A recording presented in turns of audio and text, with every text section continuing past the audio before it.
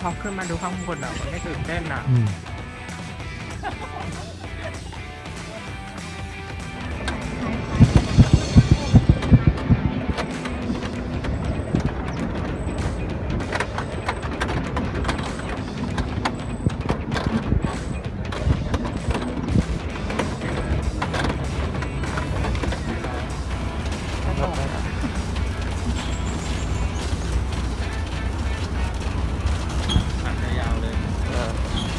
จับด้วยนะ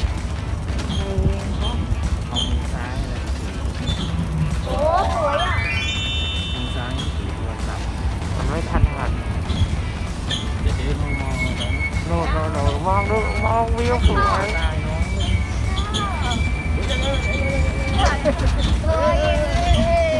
เอาวิวนั้นชอบกระต่ายเนาะยอดเลยมีคู่สวยนะ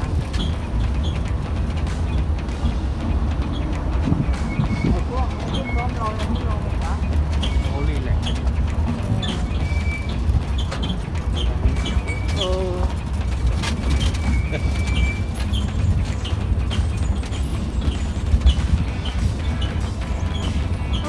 ได้อย่าเรียกเขาไป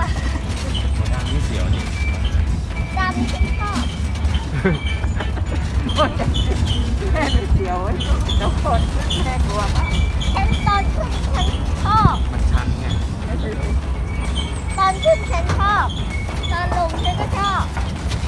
ฉันชอบทั้งสองแบบ ขึ้นเขา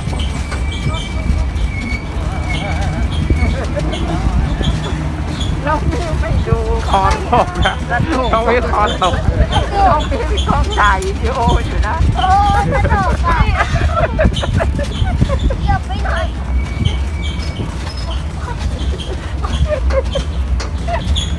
ตรงแล้วน้องมิวสวยอ่ะดูบ้างกล้องถ่ายวิดีโอไม่เอาถ่ายเลยก่อนแล้วไม่ดูหรอกตรงนี้เลยพี่มดอุ้ยสวยอ่ะตั้งเท่าไหร่ดีอ่ะขึ้นน่ากลัวกว่าตอนขึ้นแม่เสียวตอนขึ้นตอนลงก็ได้เราชินแล้ว ชอบตอนลงเนี่ยก็ชอบฉันชอบทั้งสองแบบตอนขึ้นฉันชอบตอนลงฉันชอบอะไร ลูกนักสตองแล้วไหลขนาดนักสตอง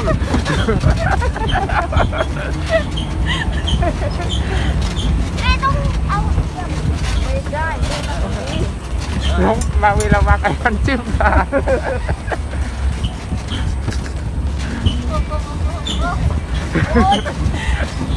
ไม่ต้องไปทางแล้วต้องไปหออันนี้ไม่น่ากลัว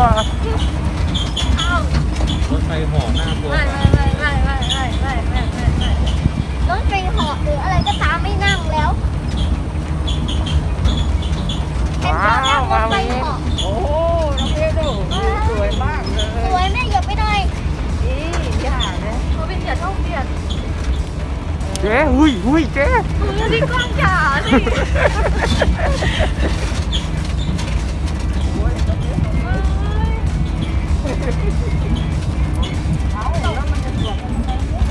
ได้ตกให้เราหมด2 คนเขาก็ขึ้นเนาะช่วงนี้คนน้อยเขาจะมาเจ๊พี่ก้อง เราไม่มาดูแบบนี้ไม่ดูแล้วนี่สวยอ่ะสวยอ่ะวิว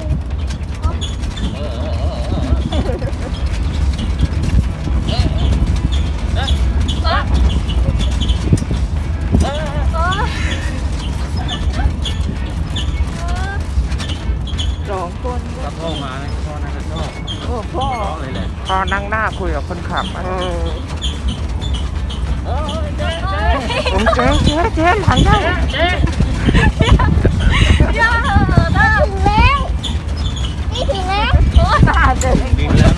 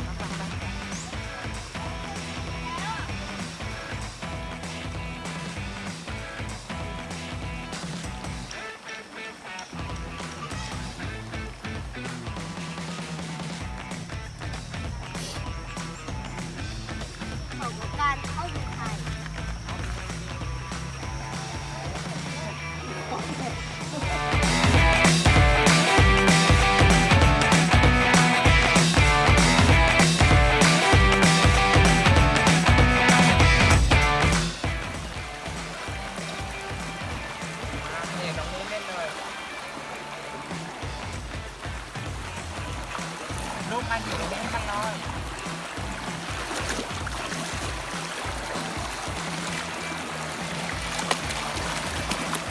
ฝั่งนู้นปลาลอยเลยติดตัวเลย